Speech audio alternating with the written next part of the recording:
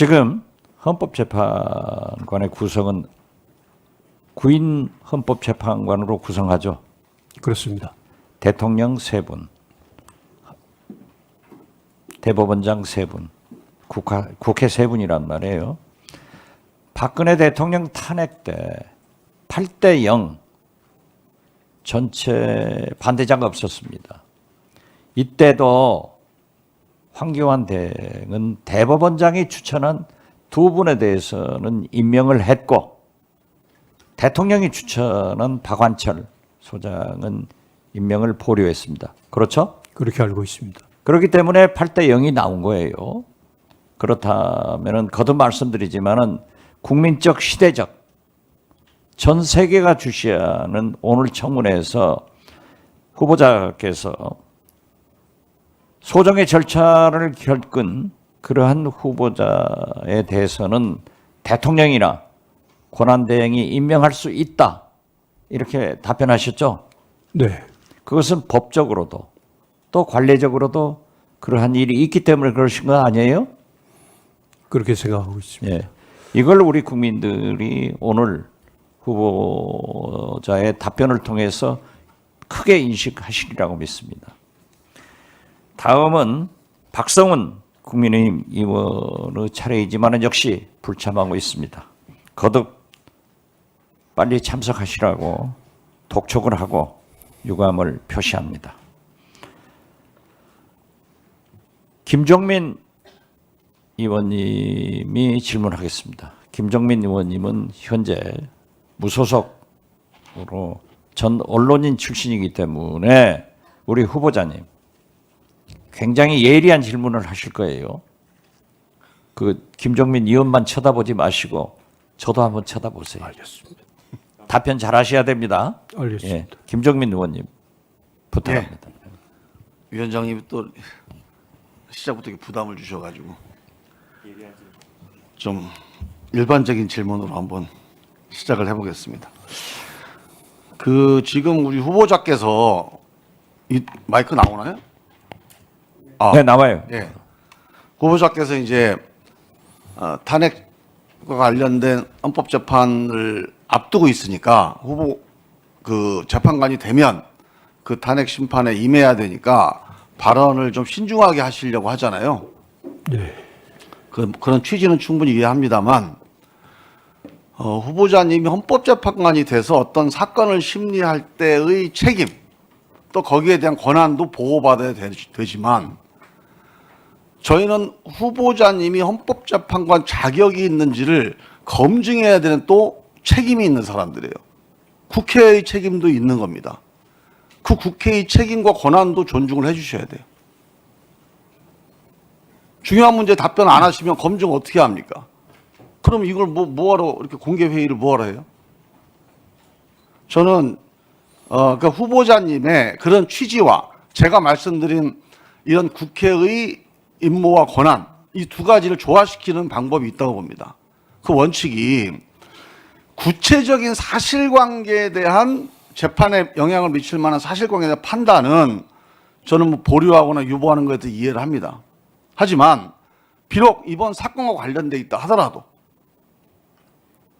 기본적인 원칙에 대한 것, 기준에 대한 것, 이 판단은 적극적으로 해주셔야 돼요. 그래야지 저분이 헌법재판관이 되면 판결을 잘 하겠구나 이 판단을 할 수 있지 않겠습니까? 그 점을 좀 유념하셔서 답변할 때 그냥 양해만 구하지 마시고 조금 더 적극적으로 답변을 해주시기 바랍니다. 저는 이번 12.3 계엄이 엄청나게 큰 사건이라고 생각을 하는데요. 그 이유는 민주공화국이 가지고 있는 사회적 자산을 결정적으로 흔들어 버린 겁니다. 민주공화국은 뭐냐? 법치주의 아닙니까? 법치주의. 그래서 법에 의하지 않고는 민주적 제도와 절차에 의하지 않고는 흔들리지 않는다. 즉 사회의 예측 가능성에 대한 사회 내부 구성원들과 국제사회의 신뢰, 이 사회적 자산이 민주공화국을 선진국으로 만든 가장 큰 핵심 요인이거든요. 이걸 흔들어 버렸어요. 우리 국민들이 40여 년 만에 이런 일이 있을 수 있다는 걸 경험을 했어요. 이런 일상이 파괴되고 우리의 생명, 신체가 위협받을 수 있다. 엄청난 트라우마고 사건입니다. 대외적으로도 보통 우리 정치학 교과서가 있는데 정치학 교과서를 다시 써야 됩니다. 보통 1인당 국민소득이 2만 불 이상이다. 그러면 헌정 시스템에 의하지 않고 어떤 돌발적인 군사정변에 의해서 민주적 시스템이 침해받지 않는다. 이런 나름대로 규범이 있습니다. 이론적인 합의가 있어요. 평화적 정권 교체가 복수로 2번, 3번 이상 되면 그 나라는 쿠데타나 그런 비헌법적인 방식의 정치 교체는 없다. 뭐 이런 식의 정치적 합의가 있습니다. 이게 다 무너져 버렸어요. 그래서 아마 정치학 교과서 수정해야 될 것 같아요.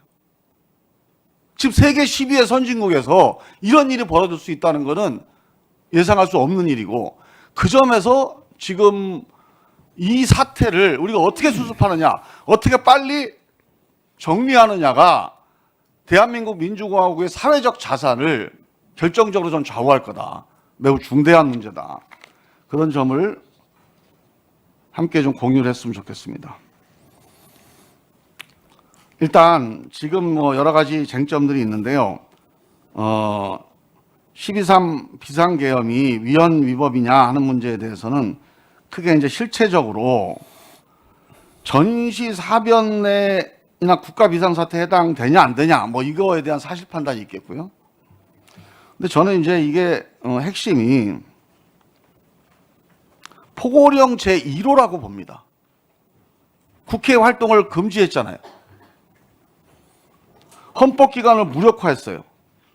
이게 가장 중요한 판단 사유가 될 거다. 이 점에서 어떻게 보십니까? 그렇습니다. 네.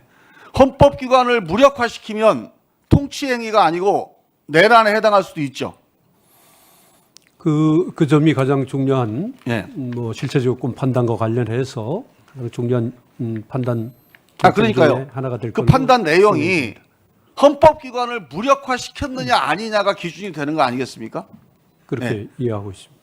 지금 윤석열 대통령은 통치행위라고 주장을 해요. 헌법에 나오는 비상개헌권을 발동했다. 그런데 그 비상개헌권 범위 내에 국회 기능이랑 국회라는 헌법기관을 무력화해도 된다는 헌법 조항이 없잖아요. 법률 조항도 없고.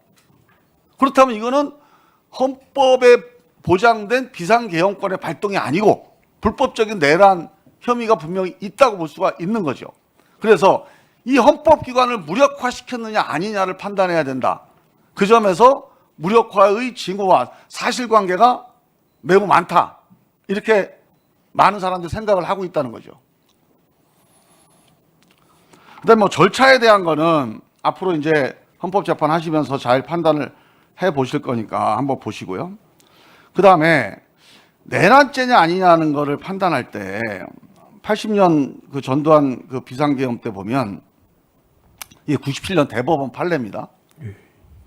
국헌문란 목적으로 비상계엄이 이용되는 경우, 그러니까 그 비상계엄을 통해서 뭐 폭동이 규모가 얼마나 됐냐, 사람이 얼마나 사상을 했느냐 하는 문제는 좀 다른 문제고, 일단 국헌문란 목적의 수단으로 이용되는 경우에는 내란에 해당한다. 이게 대법원 판례입니다. 그렇게 알고 있습니다. 맞습니까? 예. 그렇다면 이번 경우에도 국헌문란의 목적이 있었다면 이게 폭동의 범위나 규모 네, 1분 더 드리겠습니다. 또 사상의 정도와 관계없이 내란에 대한 판단을 구해볼 수 있지 않을까? 저는 그렇게 보는데 어떻게 보세요? 중요한 판단 쟁점이 될 걸로 생각을 하고 예. 있습니다. 그런데 국헌문란의 목적은 어떻게 판단합니까? 핵심 기준이 뭐예요? 우리 우리 헌법이 어떤 기준으로 하고 있는 원리들이 있습니다. 국민주권주의라든가 또 아니, 이번 사건 관련해서 예. 제가 한번 말씀드릴게 동의하시는지 보세요. 예. 국헌문란의 목적이라는 게 뭐 지금 말씀드린 뭐 국민주권주의라든가 법치주의라든가 뭐 복지국가 원리 다 있지만 핵심적으로 중요한 게 헌법 기관을 무력화시키면 국헌 문란 목적이 있는 거 아니에요? 그렇게 대통령 권력을 뺏는 거 후테타. 이거 국헌 문란 목적이 있는 거죠. 형법 91조에 입법권이 있는 국회 권한을 심의하거나 무력화시키는 거. 이거 국헌 문란 목적이 있다고 봐야죠. 국헌문란에 관해서 형법 91조에서 규정을 두고 있습니다. 그런 취지인 걸로 알고 있습니다. 이번 계엄이 국회 기능을 무력화시키려고 했느냐? 이게 가장 핵심적인 쟁점이라는 거예요. 중요한 쟁점이 될 걸로 보입니다. 이거에 대해서 잘 판단을 해주시기 바라고요. 알겠습니다. 관련된 사실관계가 많이 있습니다. 알겠습니다. 네, 수고하셨습니다. 다음은